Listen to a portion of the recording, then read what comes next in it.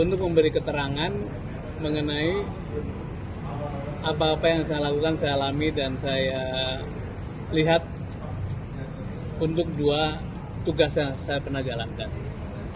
Yang pertama, tugas sebagai Senior Vice President Integrated Supply Chain di Pertamina pada tahun 2008-2009. Yang kedua, tugas sebagai Menteri SDM pada tahun 2014 dan 2016.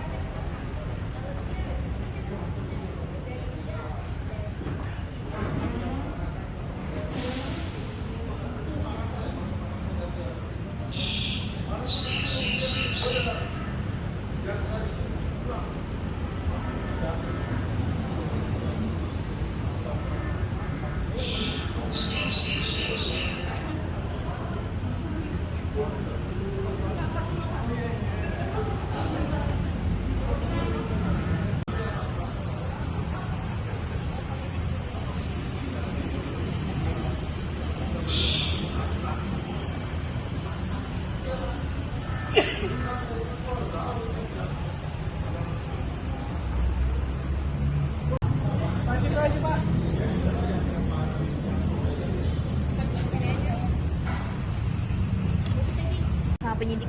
Mau tahu? Gue mau tahu. Soal apa Pak pemeriksaannya hari ini?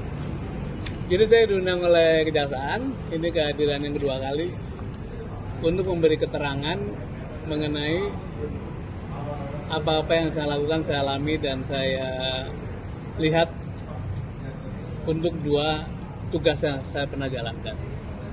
Yang pertama, tugas sebagai Senior Vice President Integrated Supply Chain di Pertamina pada tahun 2008-2009. Yang kedua, tugas sebagai Menteri SDM pada tahun 2014 dan 2016. Tentu saja detail pemeriksaan tidak bisa saya jelaskan, tapi secara umum saya menjelaskan begini.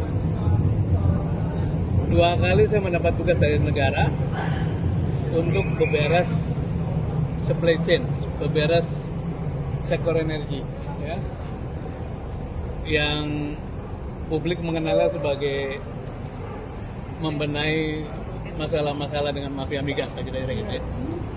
Tapi 2 kali pula saya mengalami hambatan karena pada waktu YSC unitnya sedang berjalan, kemudian terjadi pergantian direksi Pertamina dan unit itu dilumpuhkan. Akibat unit itu dilumpuhkan, maka terjadilah praktek-praktek yang seperti yang kalian saksikan sekarang.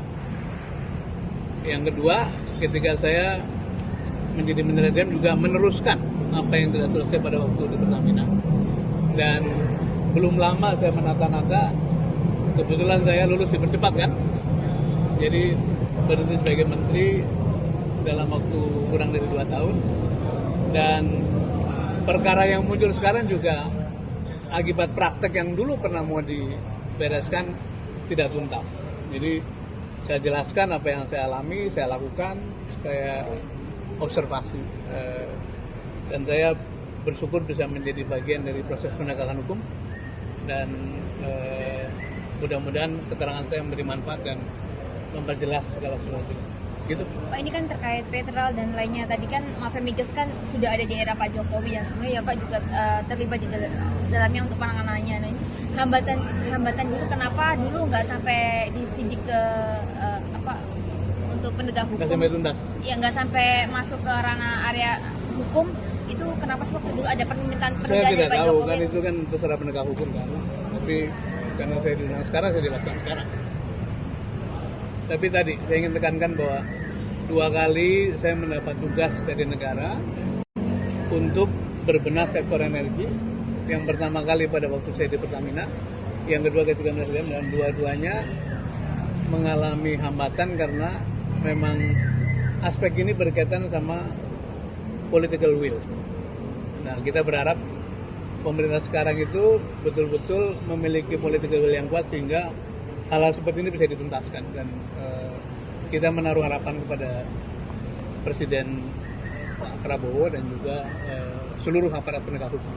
Oh, dari sepengetahuan Bapak, Pak, waktu dulu penanganannya itu seberapa besar pengaruh Muhammad Riza Khalid di kasus ini, Pak? Karena Saya tidak tahu, saya nggak bisa menyimpulkan. Saya hanya mengatakan 2 kali tugas saya berbenah sektor energi di ISC, di Pertamina, dan di Kementerian SDM selalu ada hambatan-hambatan yang sifatnya non teknis. Nama itu ada, Pak? Apa sih Pak yang diajukan oleh penyidik? Ya. Ada perusahaan Bapak. Gimana? Yang penting apa yang akan diajukan oleh penyidik? Pertanyaan penting.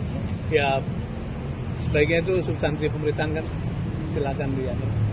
Saya nggak bisa bilang. Tapi di era dulu temuan nama sosok Muhammad Riza Khalid emang juga ditemukan oleh pemerintah, ada keterkaitan, Pak?